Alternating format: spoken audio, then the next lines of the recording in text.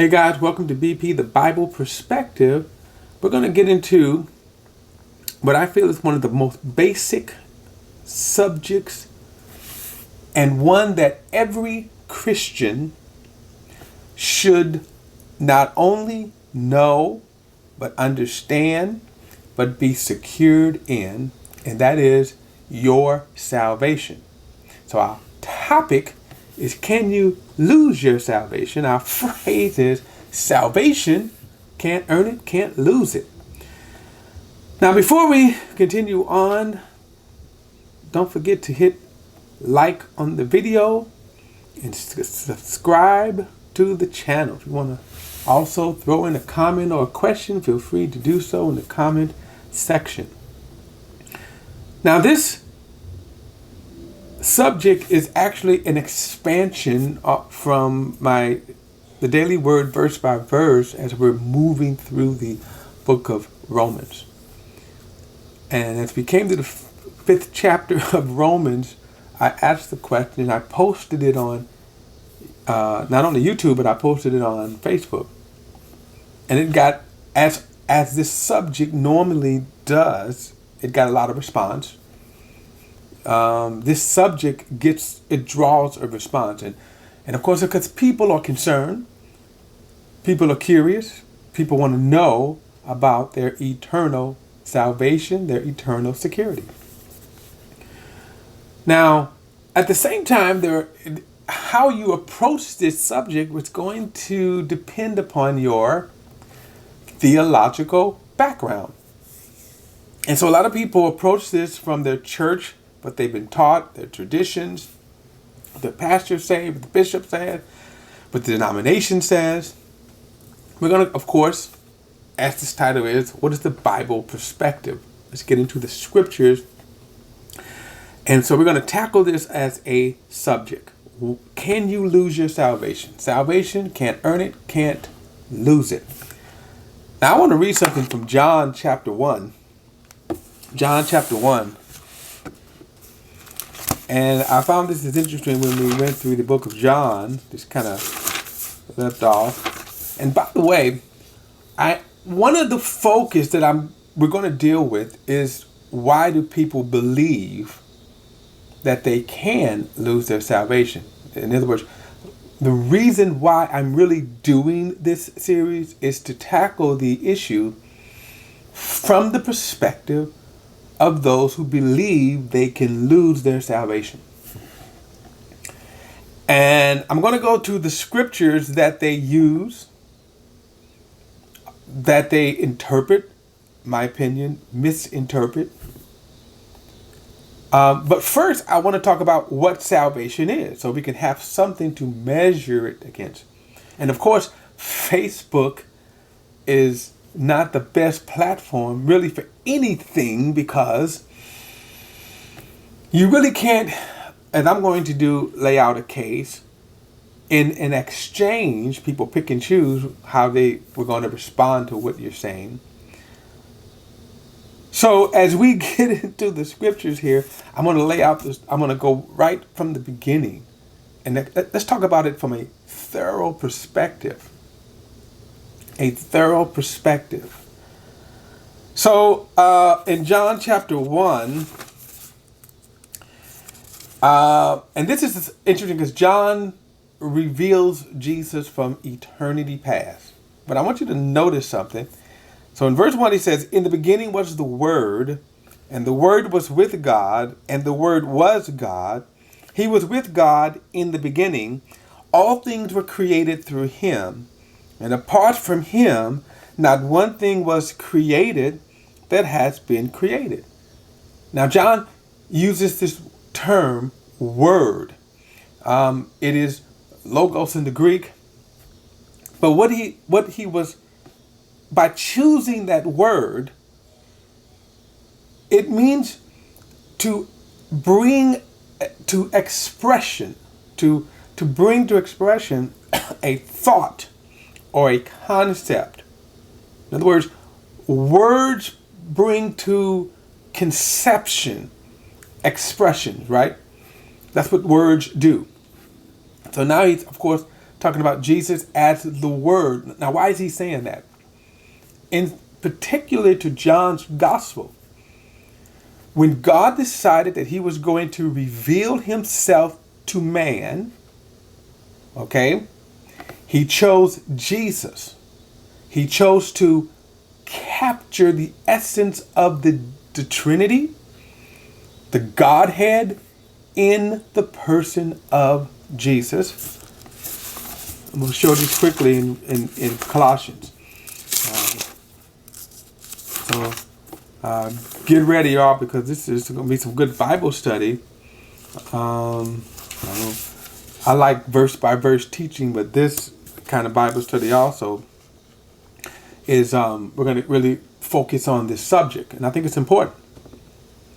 I think it's extremely important. Now, Colossians chapter 1 and in verse 15, it says, he is the image of the invisible God, the firstborn over all creation. That's referring to Jesus Christ. And notice he says he is the image of the invisible God. Now that's saying in another way, logos or expression. Remember I said that when God decided to reveal himself to creation, he did it in the person of Jesus Christ. So he says, verse 16, because by him everything was created in heaven and earth, visible and invisible, whether thrones or dominions, rulers and authorities. All things have been created through him and for him. He is before all things, and by him all things hold together. That's going to be important when we go back to John. You see the consistency of what Scripture is revealing. He is also the head of the body, the church. He is the beginning, the firstborn from all creation, so that he might come to have first place in everything. For God was pleased to have all his fullness dwell in him. So my point here is to bring out that God, when God decided that he was going to, again, reveal himself, he did it in the person of Jesus Christ. So now we ask the question, well, what did he reveal? What did he show? You know, we all like to put forth an image of ourselves, right? And so what do we show? How do we reveal ourselves every day, right? Every person does it in one way or the other. They decide, this is how I'm going to show the world. Well, how did God reveal himself? What did he show? So he says again, verse 4, and this is important. Life was in him, and that life was the light of men. That light shines in darkness, yet the darkness did not overcome it. Now, where I wanted to go with this, notice the term life. In other words, God said, okay, Jesus, you're going to go to earth. You're going to reveal our nature. So what does he reveal? Life. So now let me skip down. And verse 14 says, the word became flesh. Notice he said, again, the word. So when we're looking at Jesus, we're looking at the manifestation of the essence of God. But you're also looking at a very precise and particular message or revelation. In other words, what is God showing us? When we saw Jesus, what did we see? What was revealed about God's nature? The word became flesh, took up residency among us. We observed his glory. Notice, we observed his glory. This is what we observed. When we saw Jesus, what did we see? And very important, we observed his glory, the one and only Son of the Father, full of grace and truth. Full of grace and truth. We observed his glory, full of grace and truth. So verse 16, let's skip down to verse 16. Indeed, we have all received grace after grace from his fullness. We receive grace after grace from his fullness. For although the law was given through Moses, grace and truth came through Jesus Christ. Now, why is that so important? Because he mentions the law in talking about Jesus, the revelation of who Jesus is in eternity past, the Word, the creator of the universe. And now he comes to earth, he takes upon flesh. What does he reveal? And Paul makes a very good distinction here between law and grace, which becomes the essence, by the way, the whole foundation of the argument. If you believe you can lose your salvation, if you believe you can lose your salvation, it's because in one form or another, you believe in law.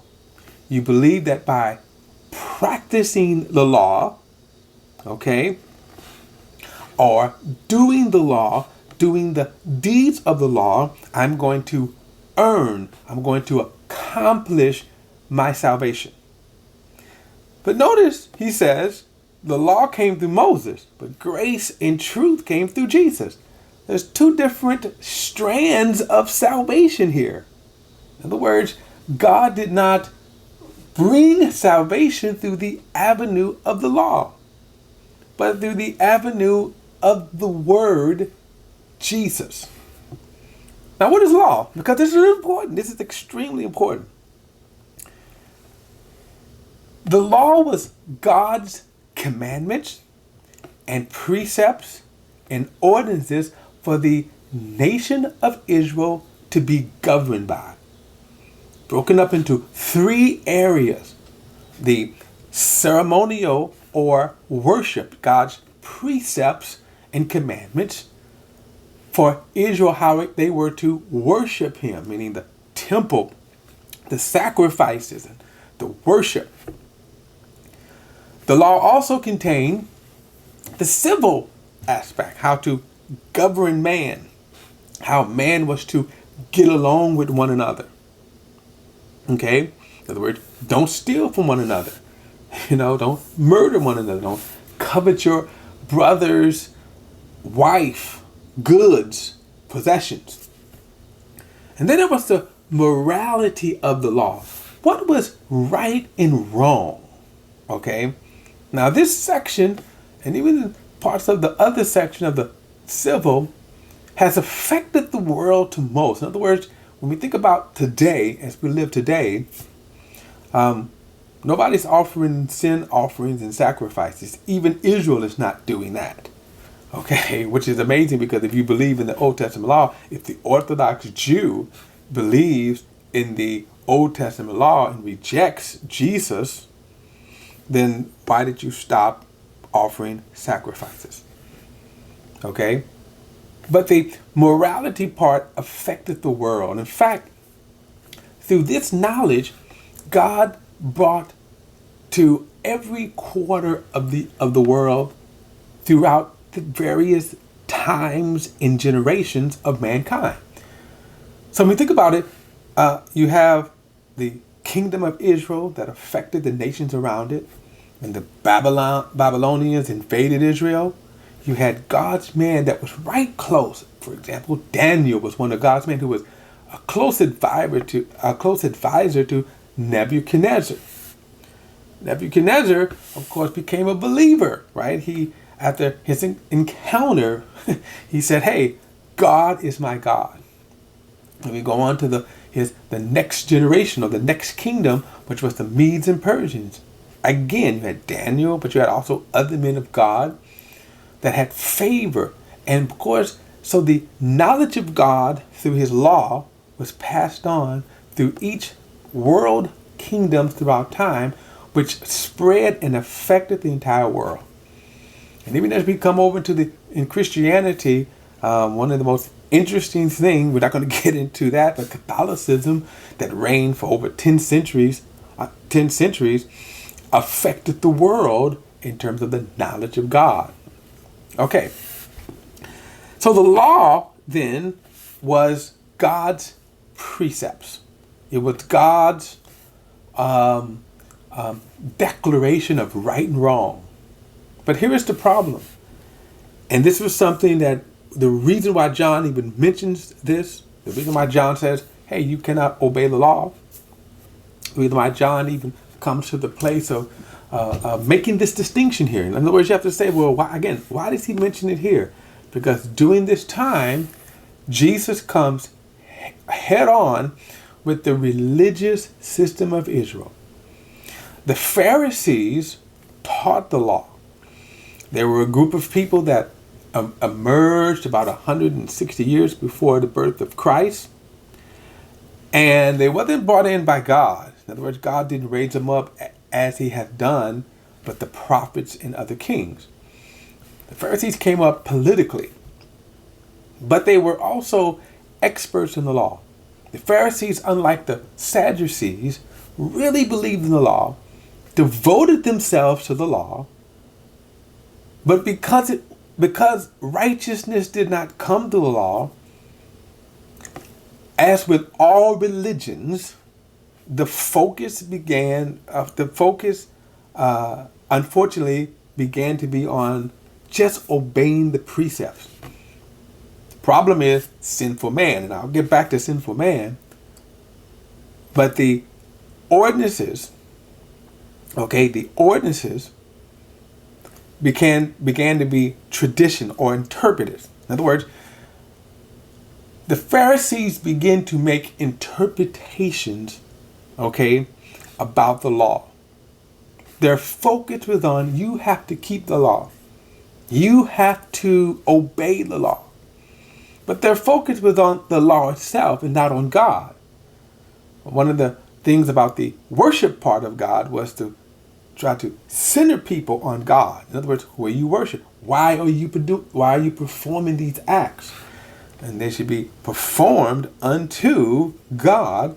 But this is where religion you can always tell the difference of religion, because religion focuses on precepts and not God. Precepts and not people. And that's what the Pharisees began. I mean, they accused Jesus of breaking the Sabbath day. Sabbath day commandment was you shouldn't do any work. The problem with their interpretation was, okay, you can't do any work, but what about if a male child is eighth day after he's born falls on the Sabbath day?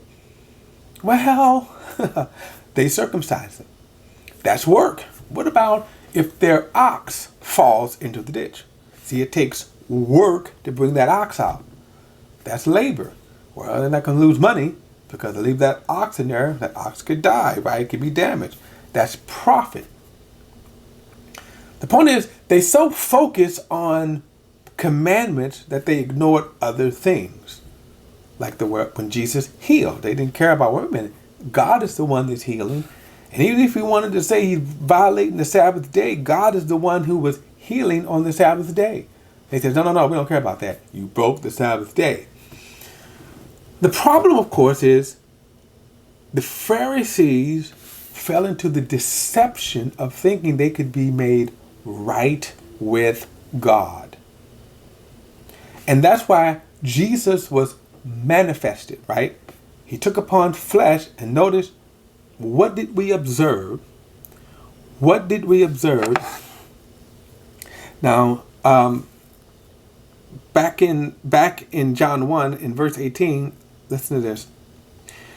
Now he says, no one has ever seen God. The one and only Son, the one who is at the Father's side, he has revealed him. Now think about that. He has revealed him. Jesus, talking about Jesus revealing. That's what the word means. One of the ways of scripture is you can go and look up the Greek definitions. And like I said, that Greek word, the Greek definition here that's used for word is logos. Better definitions come from scriptures themselves, how they define, how scripture defines itself. And that's really what this word logos means. Jesus revealed God, the essence of God, what God is, was captured in the image of Jesus. When you saw Jesus, that's what Jesus revealed, the Father. So you can say, well, I wonder how God is, well, we have a composite, Jesus. Now, it's also to note that not only is Jesus, okay, the revelation of God, he is a particular revelation of God. One of the things about Scripture is Scripture is God's message. Now, it doesn't answer all of life's questions. Scripture doesn't solve the riddles of the universe. That's not what its point. It is a particular message which God wanted us to know. It doesn't answer everything about God. It certainly doesn't answer all the decisions of God. People ask questions all the time. Well, what we always start with is, what did he show? What did he reveal? What did he say? Now, he says here, no man has seen God, but Jesus has what? Revealed him. But wait a minute. What did Jesus reveal? Grace and truth. Grace and truth. Now, what is grace? Grace, and this word, of course, is saturated throughout the New Testament. So, the standard textbook definition of grace is God's unmerited favor. Okay, that's true. Now let me ask the question. What's the favor? Okay, I'll get back to that. There are two components to grace. The favor, like I say, I'll get back to that. But the other part of grace, it's the benevolence of the giver. You need to understand that. And this is extremely important to understand what grace is. Because if you have to earn it, it's not grace. But grace is the goodness of a person. And of course, in context, God, who's willing to do good. Who's willing to do good for someone. Now, by the way, the words gifts, those come out of this word grace. Gifts, okay? So in other words, the giver, in this case, God, out of his goodness. So you start with his goodness. He is willing to do us good. And he does good without considering if you are worthy of the gift. If you are worthy of his benevolence. He doesn't take that in consideration. That's an extremely important part of grace. He just does good because he wants to. Because he's good and he wants to do you good. That's grace. So you can't repay grace. Because if you repay grace, it's not grace. It becomes payment. I paid for it, therefore I earn it. Extremely important to this whole thing of salvation. Notice he uses this word from the beginning. God's grace. From the beginning. God's grace. He is good. And therefore he does us good. Okay? Because he wants to. He's a good God and he wants to do us good. So now the other question becomes, what's the favor now? Now the favor is a little more broader in its aspect because it's everything that God did to bring Jesus in. In other words, the revelation of Jesus was God's grace. He came to reveal God's grace.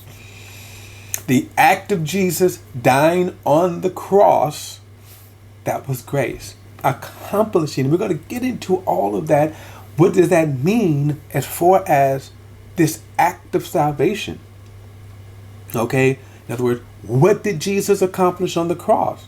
Because that's essential as to why people think they can lose their salvation, because they don't understand what that act is. But that act, remember, was precipitated by God's grace. God sent Jesus, gave Jesus. Jesus in his person offered himself for man to do man good. That's the favor. Now, the other applications of grace post salvation is giftings, like Paul says, I'm an apostle by the grace of God. Whatever your giftings are, okay, that's God's grace, okay. But I mean, the act of salvation.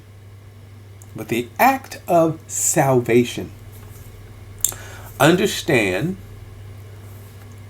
grace, it is 100% grace. Therefore, you cannot earn it in any way. The minute you say, okay, I'm going to pay you back. If someone wants to do you good, let's say you need something, okay? Maybe somebody call you up and say, hey, I need a ride to the, or whatever. I need a ride someplace. And you say, okay, because I want to do you good. I want to give you that ride. Okay? The person gives you a ride. They turn to you and says, well, how much do I owe you? You say, nothing. I'm doing this as a gift. I'm doing this as a grace. Sometimes people may try to insist on paying you. Now, what they don't realize, you're doing insult to the gift of grace. You're doing insult of the benevolence that they're doing to you. In other words, receive it. The only thing you can do with grace, because the minute that person takes gas money, it is no longer grace. You earned it. You paid for it. If I take an Uber, I don't thank the Uber person. I paid you. I don't thank you for that. But the minute the Uber person says, I'm giving you this ride for free, thank you. Because the only thing I can do is receive it. So when he says Jesus was, back in verse 14, he says, the word became flesh and took up residency among us, and we observed his glory, the glory as of the one and only Son from the Father, full of grace and truth. And of course, verse 17 again. For although the law was given through Moses, grace and truth came through Jesus. So if you are seeing Jesus properly, it's grace. So if you think you can earn your salvation, you don't have a good picture of who Jesus is. Because what? He lays out what the law is. And the law, by the way, was earning your way. The law was trying to work for your salvation. The law says, obey the commandments. But you also got to understand what God's requirements are. And this is important. It's extremely important. The law says this: if you're going to be justified by God by obeying the law, you have to keep the law perfectly all the time. See, God's requirements is God is perfect. God is 100% perfect. So if you're going to keep the law, you have to be perfect. Any slightest shadow of less than perfect, you failed God. So if you're going to keep the law, you have to keep the law perfect. God didn't say, well, if you get 70 right, that's okay. Or let's grade on the curve. No.